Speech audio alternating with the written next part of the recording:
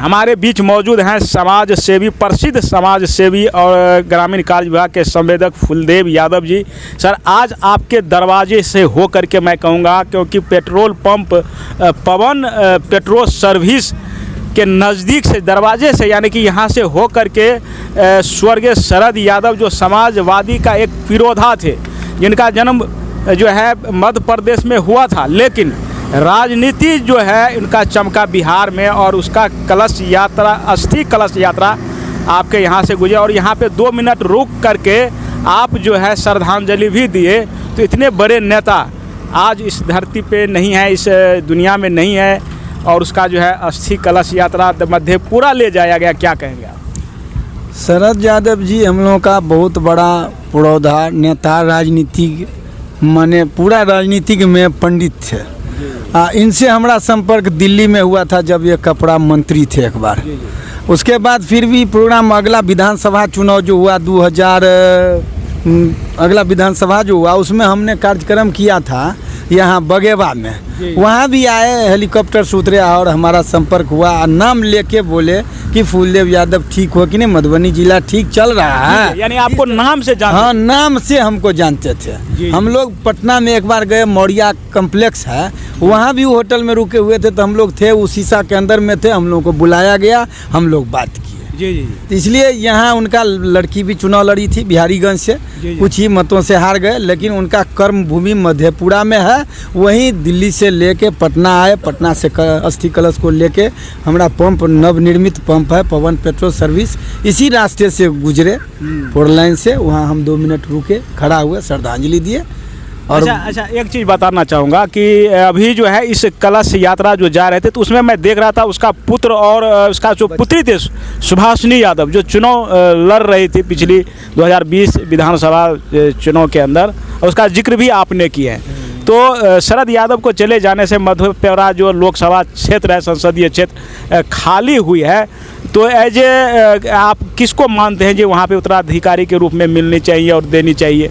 और कलश अस्थि कलश यात्रा भी वहाँ पे ले जाया गया है, ये थोड़ा सा एक लाइन बताएं। नहीं, खास करके उनका बचिया जो है सुभाषिनी यादव, वो तो चुनाव लड़ चुकी है बिहारीगंज से, थोड़ा ही मत से वो हारे हैं, और इनका लड़का भी बहुत तरह से सक्रिय हो गए हैं, और चुनाव लड़ना चाहिए, आगे मौका देना चाहिए, हम लोग साथ देना चाहिए। हाँ, साथ। जदयू के पूर्व जिला अध्यक्ष अब्दुल कयूम जी, और ये भी समाज सेवी नेता है, किसी परिचय के मोहताज नहीं है, और मैं कहूँगा शरद यादव जी के साथ इनका जो है कुछ समय राजनीतिक जीवन ये भी बिताए हैं। तो कुछ अनुभव सर बताइए, ऐसे समाजवादी नेता जो आज के समय में इस दुनिया में नहीं है, उसका कलश यात्रा आपके गृह क्षेत्र से होकर के मधेपुरा गया है।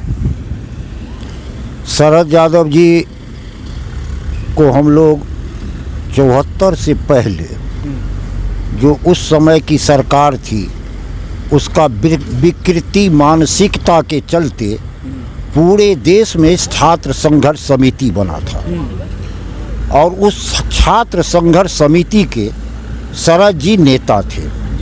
मध्य प्रदेश में उपचुनाव हुआ था, तो छात्र संघर्ष समिति के तरफ से उम्मीदवार श्री शरद यादव जी हुए थे। और उस उपचुनाव में जिस समय में हिंदुस्तान में इंदिरा गांधी का बोलबाला था, उस समय उपचुनाव में शरद यादव जी MP बन करके लोकसभा में आए थे, और जयप्रकाश बाबू के नेतृत्व में वो काम करते थे। जब जयप्रकाश बाबू का आह्वान हुआ कि पूरे देश में आह्वान किया गया कि जनप्रतिनिधि को इस्तीफा करके और जनता के बीच में आ जाना चाहिए, उस समय में शरद यादव पहला व्यक्ति हिंदुस्तान के अंदर में थे कि लोकसभा से उन्होंने इस्तीफा करके और छात्र संघर्ष समिति के जो आंदोलन चल रहा था उसमें शरद जी कूद पड़े। शरद जी उत्तर प्रदेश से भी MP रहे कई बार, कई जगह से, फिर आपको बिहार से, मधेपुरा से MP रहे।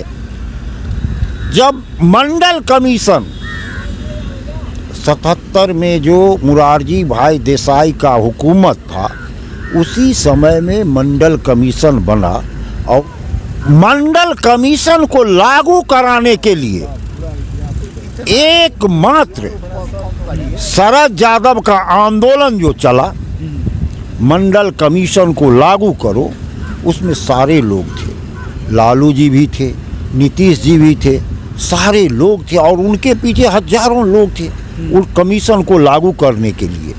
और अंतोगत्वा बीपी सिंह के टाइम में मंडल कमीशन लागू हुआ, लाठियां चली, उसमें मार भी बहुत लोग खाए।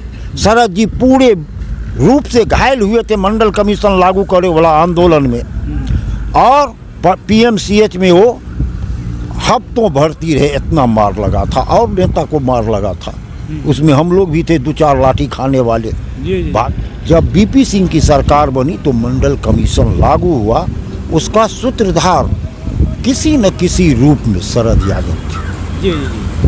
स्वर्गीय देवीलाल जी के नेतृत्व में जो पार्टी गठन हुआ, और पार्टी गठन के बाद सर्वे सर्वा शरद जी थे, और शरद जी नहीं होते तो एक ईमानदारी की बात है, बिहार में लालू जी का जो बोलबाला था वो नहीं होता, शरद यादव नहीं रहते तो। और शरद यादव नीतीश कुमार का देन था उस समय में कि लालू यादव बिहार के मुख्यमंत्री बने थे, इतना हुआ था।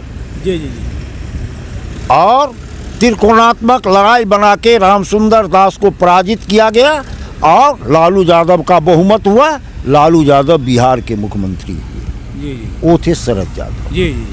इस उनके निधन से समाजवाद का एक युग का अंत हो गया। इतना प्रखर समाजवादी बिरले के कभी कभी पैदा होते हैं, और आज उनका जो अस्थि कलश गया है, हम लोग थे फुलपरास में लोहिया चौक पर श्रद्धांजलि दे करके नमन किए, उससे ज़्यादा हम लोग कर ही क्या सकते हैं।